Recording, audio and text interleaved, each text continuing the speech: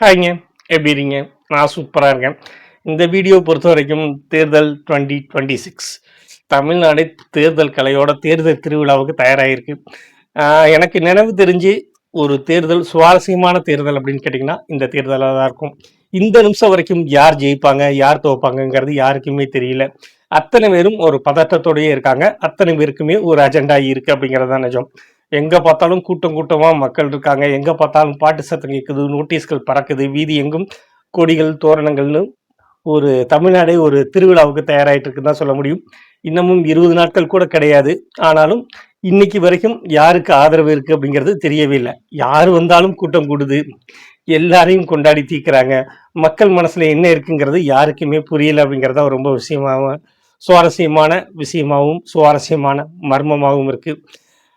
இந்த தேர்தலை பொறுத்த வரைக்கும் 4 முனை போட்டிகள் இருக்கு. 4 பேருக்குமே ஒவ்வொரு விதமான அஜெண்டா இருக்கு. குறிப்பா திமுகவை பொறுத்த வரைக்கும் தான் அதிகாரத்தில் இருக்கும்போதே உதயநிதி ஸ்டாலின் முதலமைச்சர் பதவியில் வந்துடணும். நம்மளுடைய கட்சி அதிகாரத்தில் இருக்கும்போதே உதயநிதி அவர்கள் பதவிக்கு வந்துடணும். அப்பதான் அவருக்கு கட்சிக்குள்ளேயோ அல்லது ஆட்சியிலோ எந்த குழப்பங்களும் இருக்காது அப்படின்னு ஸ்டாலின் நினைக்கிறாரு. அதை நோக்கி தன்னுடைய காய்களை நகர்த்துறாரு. நிறைய இலவசங்கள் 8000 ரூபாய் டோக்கன்ல ஆரம்பிச்சு நிறைய விஷயங்களை பத்தி பேசியிருக்காரு. அது எல்லாமே கவனம் பெற்றிருக்கு.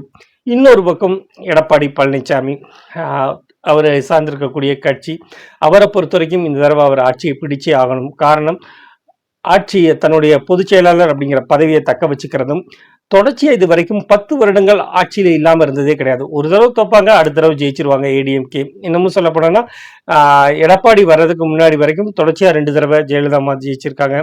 ஜெயலலிதா அம்மாவோட 2 தடவை மட்டும்தான் தோத்துருப்பாங்க. அதுக்கு முன்னாடி பார்த்தீங்கன்னா தொடர்ச்சியா கட்சி ஆரம்பிச்சதுலேருந்து எம்ஜிஆர் இறக்குற வரைக்கும் தன்னோட ஆட்சியிலேயே இருந்துச்சு ஏடிஎம்கே. இன்னமும் சொல்லப்போனால் தமிழ்நாட்டில் அதிக வருடங்கள் ஆட்சியில் இருந்த கட்சி அப்படின்னு கேட்டிங்கன்னா ஏடிஎம்கே தான். ஸோ இந்த தடவை அவங்க ஆட்சிக்கு வர முடியாமல் போயிடுச்சு. அப்படிங்கிற பட்சத்தில் தொண்டர்கள் எல்லாருமே சோர்வடைஞ்சிடுவாங்க. தங்களுடைய கட்சிகளில் மிகப்பெரிய தலைவர்கள் இல்லையோ அப்படிங்கிற எண்ணமும் அவங்களுக்குள்ள வந்துடும். ஸோ இந்த தடவை அவர் ஜெயிச்சே ஆகணும். தன்னை ஒரு மாபெரும் தலைவராக, எந்த வகையிலையும் மற்ற தலைவர்களுக்கு குறைவில்லாதவராக அவர் நிரூபிச்சே ஆக வேண்டிய கட்டாயத்தில் திரு எடப்பாடி இருக்காங்க. அடுத்து சீமான், நாம் தமிழர் கட்சி. வெற்றிகள் அப்படிங்கிறது அவருக்கு குறிக்கோள் கிடையாது அப்படின்னாலும் தொடர்ச்சி அவருடைய போராட்டங்கள் கவனம் பெறுது. நடுவில் தேவையில்லாத விஜய் எதிர்ப்பு அப்படிங்கிற ஒரு அரசியலை கையில் எடுத்தது அவருக்கு மிகப்பெரிய பின்னடைவு தான். அவர் பெருந்தன்மையாக விட்டுட்டு நாட்டு மக்களுடைய பிரச்சனைகளுக்குள்ளே மட்டும் போயிருந்தார்னா இன்றைக்கும் அவருக்கான மைலேஜ் பயங்கரமாக தான் இருந்திருக்கும். அதை விட்டுட்டு விஜய் மேலே எதிர்ப்பு அந்த அரசியலை கையில் எடுத்துக்கிட்டு அவர் தானே சரிச்சுக்கிட்டாருன்னு தான் சொல்ல முடியும். இது தடவையும் அவருக்கு வெற்றிகள் கிடைக்கிறதுக்கான வாய்ப்புகள் கிடையாது. ஆனால் போன தடவை 8% அப்படிங்கிற ஒரு ஓட்டு வாங்கியிருந்தாரு. அதாவது 36 லட்சம் ஓட்டுகள். அதைத்தான் ஒவ்வொரு மேடையிலையும் பெருமையாக சொல்லிட்டு இருக்காங்க. என்னை நம்பி 36 லட்சம் மக்கள் ஓட்டு போட்டாண்டா அப்படின்னு. அதில் ஒரு ஓட்டு குறைஞ்சா கூட சீமானுக்கு அது மாபெரும் சரிவாக தான் இருக்கும். ஸோ அவருக்கு வெற்றியை நோக்கி போகிறத விட 36 லட்சம் ஓட்டுக்கள் அப்படிங்கிறது மிக முக்கியமானதாக இருக்குது. அப்புறம் தாவேகா, நான் உச்சத்திலிருந்து வந்திருக்கேன், என்னுடைய கேரியர்லேருந்து உச்சத்திலேருந்து வந்திருக்கேன் அப்படிங்கிற வார்த்தையை நிறைய பேர் விமர்சனம் பண்ணாலும் ஆனால் அதுதான் நிஜம். ரஜினி பீக்கில் இருக்கும்போதே அவரையும் தாண்டி ஒரு உச்சத்துக்கு போனார் அப்படிங்கிறது நிஜம். நடுவில் கரூர் பிரச்சனையாக இருக்கட்டும், த்ரிஷா சம்மந்த பிரச்சனைகளாக இருக்கட்டும், அல்லது ஒரு விவகாரத்து பிரச்சனையாக இருக்கட்டும், நிறைய விஷயங்களில் அவருடைய பின்னடைவு ஏற்பட்டாலும் தன்னுடைய தொடர்ச்சியான பிரச்சாரங்களாலையும் தன்னுடைய கரிஷ்மாவாலையும் விஜய் திரும்பவும் முன்னுக்கு வந்துக்கிட்டே தான் இருக்காரு, ஓடிக்கிட்டே தான் இருக்காரு. பட் இந்த தேர்தல் அவருக்கு வெற்றியை கொடுக்குமா அப்படின்னு கேட்டால் தெரியலை. அதான் நிஜம். பட் அதில் அவர் சோர்ந்து போயிட்டாருன்னா அவருக்கு நட்டம் அப்படிங்கிறதும் நிஜம். ஆனால் அவர் சோர்ந்து போவாரா, இல்லை அதுலேருந்து இந்த தேர்தல் அரசியல்லேருந்து பின்வாங்குவாரா அப்படின்னு கேட்டால் என்னை பொறுத்த வரைக்கும் மாட்டார்னு தான் சொல்லுவேன். ஏன்னா விஜய்க்கு எல்லாமே எடுத்த உடனே கிடைச்சிடலை. ஒரு ஹீரோவாக அவரை ஏற்றுக்கிறக்கே 10 படம் ஆச்சு, காத்திருந்தார். ஒரு ஆக்ஷன் ஹீரோவாகிறதுக்கு முன்னாடி எத்தனை தோல்விகளை சந்திச்சார் அப்படிங்கிறது விஜய்க்கு தெரியும். இன்னைக்கு தவிர்க்க முடியாத தமிழ் சினிமாவின் ஹீரோவாக இருக்கார். ஸோ தோல்விகளை எப்படி வெற்றியாக மாற்றணும், தோல்வியில் எப்படி தோண்டு போகக்கூடாது அப்படிங்கிறதெல்லாம் அவருக்கு நல்லாவே தெரியும். ஸோ இந்த தேர்தல் அவருக்கு வெற்றியை கொடுக்குமாங்கிறது கிடையாது. ஆனால் கணிசமான அனுபவங்களை கொடுக்கும். அடுத்து எதை செய்யணும், எதை செய்யக்கூடாது, எது பிடிச்சிருக்கு, எது பிடிக்கல அப்படிங்கிற விஷயங்கள் எல்லாத்தையும் அவருக்கு கற்றுக் கொடுக்கும் அப்படின்னு தான் நம்புகிறேன்.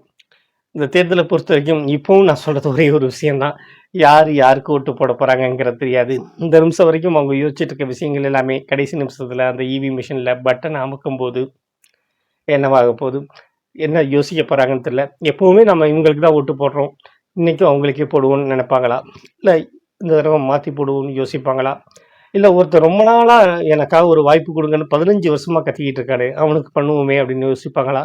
இல்ல புதுசா நம்ம திரையில கொண்டாடிட்டு இருக்கக்கூடிய மனுஷன் நமக்காக வந்திருக்கேன்னு சொல்றாரு. திரையில நல்லவரா இருந்தவரு, நிஜ வாழ்க்கையிலும் நல்லது தான் பண்ணுவாங்க. எம்ஜிஆர் இதே மாரி தான் வந்திருக்காரு. அவருக்கு நாம ஒரு வாய்ப்ப குடுப்போமே, விஜயகாந்துக்கு தான் குடுக்காம விட்டோம். விஜய்க்காவது குடுப்போமே அப்படின்னு நெனச்சு மாத்தி போடுவாங்களா? தெரியல. என்ன சொல்றது? சுவாரஸ்யமான தேர்தல் களம். சூடு பிடிக்குது. வெயில விட அவங்களுடைய பேச்சுக்கள் தகிக்குது. நல்லா தான் இருக்கு பார்க்கறக்கு. எனக்கு நினைவு தெரிஞ்சு இதுதான் அழகான தேர்தல்னு சொல்ல முடியுது. ஏன்னா எப்பவுமே எல்லா தேர்தல்லையுமே ஒரு 70% ஒரு முடிவாயிரும். இந்த தடவ இந்த கட்சி தான் ஆட்சிக்கு வரும்.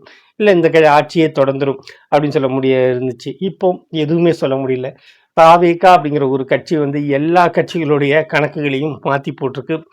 காலம் தன்னுடைய கணக்குகளை எப்படி எழுதப்போகுது? மக்களுடைய விரல்கள் என்ன பேசப்போகுது? பொறுத்திருந்து பார்ப்போம். இன்னொரு வீடியோவில் சந்திப்போம். நன்றி.